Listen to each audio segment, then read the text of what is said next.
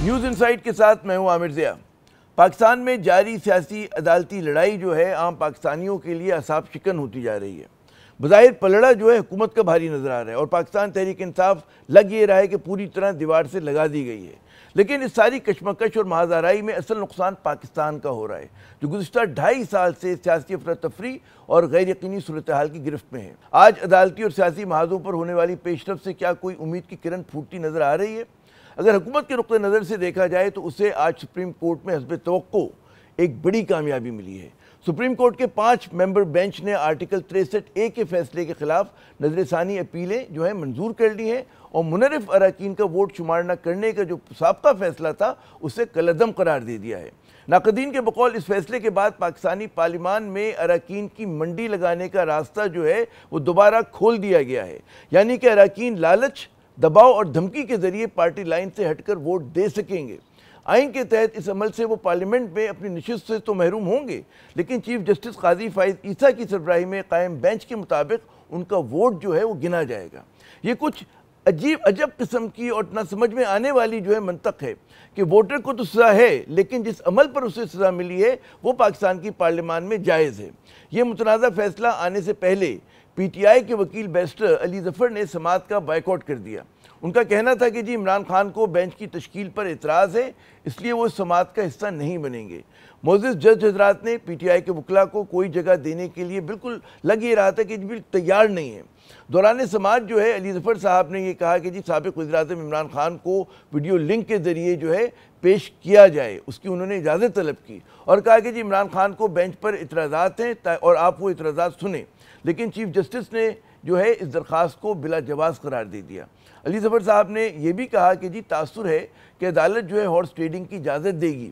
इस पर chief justice ने कहा कि जी हॉर्स ट्रेडिंग का कहकर आप बहुत भारी बयान दे रहे हैं और आप पर तौहीन अदालत लगाई जा सकती है। अली ज़फ़र साहब ने बेंच पर इतराज़ करते हुए कहा कि जी आप फैसला देंगे तो ये मफादात का टकराव होगा। इस पर चीफ जस्टिस साहब ने फरमाया कि आप जो कुछ बोल रहे हैं हम न उसे सुनेंगे और न ही रिकॉर्ड का हिस्सा बनाएंगे।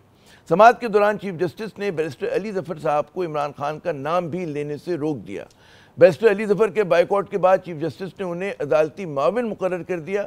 बाद में अली ज़फ़र साहब जब बाहर निकले उन्होंने मीडिया से गुफ्तगू करते हुए कहा कि जी सुप्रीम कोर्ट के 12 जजेस पर मुश्तमिल बेंच के लिए उन्होंने दरख्वास्त जो है वो दे दी है। बेंच वही होगा जो 3 मेंबर कमेटी यानी जिसमें चीफ जस्टिस साहब भी, सीनियर प्यूनी जज जस्टिस मंसूर शाह साहब और जो नॉमिनी हैं जस्टिस अमीनुद्दीन साहब, तीनों लोग बैठ के कोई भी बेंच बना दें। उस बेंच के सामने हम जाएंगे भी और हम पेश भी होंगे। ये भी रिक्वेस्ट कोर्ट को कर दी। तो जनाब ये तो थी सुप्रीम कोर्ट में 63A नजरसानी केस की समाअत की मुख्तसर सी कहानी, जिसमें एक पेचीदगी ये भी है कि जिस बेंच ने ये फैसला दिया है उसकी तश्कील पर बहुत सारे जो कानूनी माहिरीन हैं वो कहते हैं कि जी मुतनाज़ा है।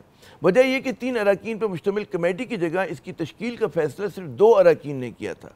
सुप्रीम कोर्ट के बाहर नज़र डाली जाए तो एक अहम खबर Islamabad high court bar, Islamabad district bar और इस्लामाबाद बार कौंसिल की मुश्तरका प्रेस कॉन्फ्रेंस है, जिसमें इन वकला तंजीमों ने आइनी तरमीम को मुस्तरद करते हुए इनके खिलाफ मज़ाहमत का ऐलान कर दिया है। वकला नुमाइंदों ने पीर के रोज़ ऑल पाकिस्तान वकला कन्वेंशन बुलाने का भी जो है ऐलान किया है। कॉन्स्टिट्यूशन कोर्ट के जो जजेस आएंगे हम उनका घेराव करेंगे, ये भी हम ऐलान करते हैं कि जो एलिवेशन लेगा। और मैं ये भी गुजारिश करूंगा सुप्रीम कोर्ट ऑफ पाकिस्तान से, मैं ये भी गुजारिश करूंगा हाई कोर्ट ऑफ पाकिस्तान से कि अगर ये कोर्ट बनती है तो आपका अखलाकी जवाज खत्म हो जाता है कि आप वहां जाके वहां बैठे। इसलिए इसकी हम सिर्फ ना सिर्फ ये वकला मज़ामत करेंगे, ये पाकिस्तान की सिविल सोसाइटी को मज़ामत करनी होगी। सियासी महाज पर नजर डालें तो पाकिस्तान तहरीक इंसाफ 4 अक्टूबर को एहतजाज के लिए जोर और शोर से तैयारियां करती नजर आ रही है। बहुत सी नजरें जो है खैबर पख्तूनख्वा की तरफ हैं, जहाँ वज़ीर आला खुद जो हैं डी चौक इस्लामाबाद में एहतजाज की तैयारियों में पेश हैं। हुकूमत भी इस एहतजाज को कुचलने की भरपूर तैयारियों में है। पंजाब के कई शहरों और इस्लामाबाद में वो कहते हैं दफ़ा 144 नाफिज कर दी गई है और इस्लामाबाद की बहुत सी शाहराहें और रास्ते जो हैं हस्बे के रिवायत जो हैं आहनी कंटेनरों के हिसार में हैं और ये रिवायत कोई पुरानी नहीं, नई रिवायत है। अवाम एहतजाज करने वालों से ज़्यादा लग यूँ रहा है कि हुकूमती इक़दामात से नाला और परेशान हैं। PTI के एहतजाज डी चौक इस्लामाबाद पहुँचे या ना पहुँचे, ये तो तय है कि जी पाकिस्तान की सियासी हिद्दत में इजाफा होता दिखाई दे रहा है। अगर बड़े एहतजाज ना भी हों छोटे मोटे एहतजाज और उनके मुमकिना तौर पे बड़े बन जाने का खदशा जो है वो हुकूमत के लिए दर्द सर जो है बना रहेगा। वैसे फैसल वाडा साहब ने आज प्रेस कॉन्फ्रेंस में इल्ज़ाम लगाया है कि तहरीक इंसाफ को अब लाशें चाहिए। कानून मना कर रहा है रेड जोन में दाखिल होने से, लेकिन हम डी चौक पर ही आएंगे। बड़ी क्लैरिटी से बोलना चाहता हूँ कि लाशों के ढेर का इंतज़ार है, लाशों के ढेर गिराने की तैयारी है पीटीआई के अंदर से। फैसल वाडा कुछ भी कहें, हुकूमत का सूरत में आईनी तरामीम को मंजूर कराने का एजेंडा जो है वो भी महाजराई बढ़ाने का सबब जो है बना हुआ है।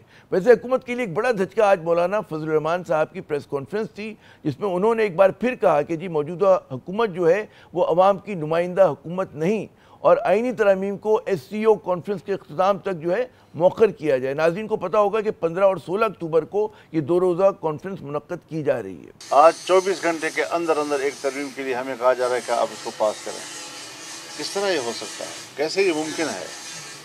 तो ये चीज़ें जो हैं हमें वाज़ेह करनी चाहिए कि ये जल्दबाजी हमें कबूल नहीं है। खदशा ये है कि हुकूमत जीत कर भी मुल्क में सियासी इस्तेहकाम ना ला पाए।